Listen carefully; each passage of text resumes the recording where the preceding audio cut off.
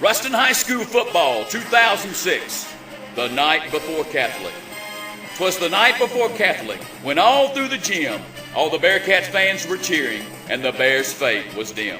The spirit signs were hung by the cheerleaders with care in hopes that Catholic would become a teddy bear. The Cats' offense was nestled all snug in their beds with visions of 1st and 10, do it again, danced in their heads.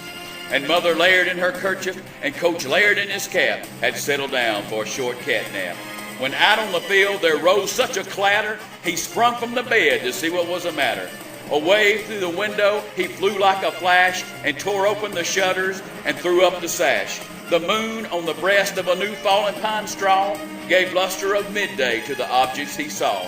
And then, to his wondering eyes, what should appear but 8 Bearcats in full gear. With a little Cajun spice that roared from afar, he knew in a moment it must be Coach Dunbar.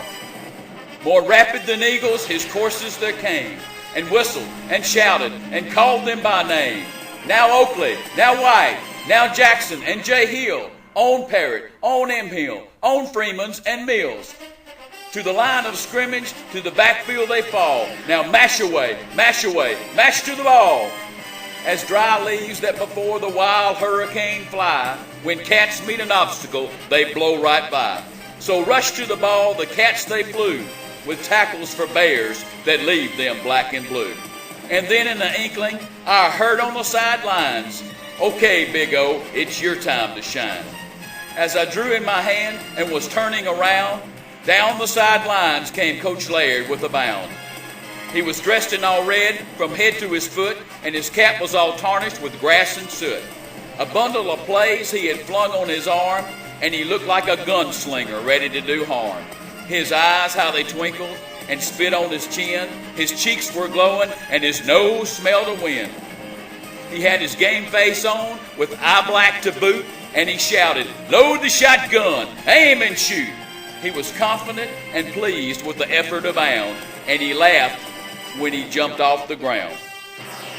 A wink of his eye and a twist of his head soon gave me to know the Bears had a lot to dread. He spoke not a word, but went straight to his work, and he filled out his game plan and turned with a jerk.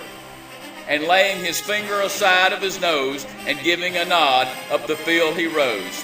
He sprung to the huddle, to the team gave a whistle. He called for a play of a Ben Alsop missile. But I heard him explain, ere the bus drove out of sight, the Bears will fall if we stay focused tomorrow night. Go Bearcats!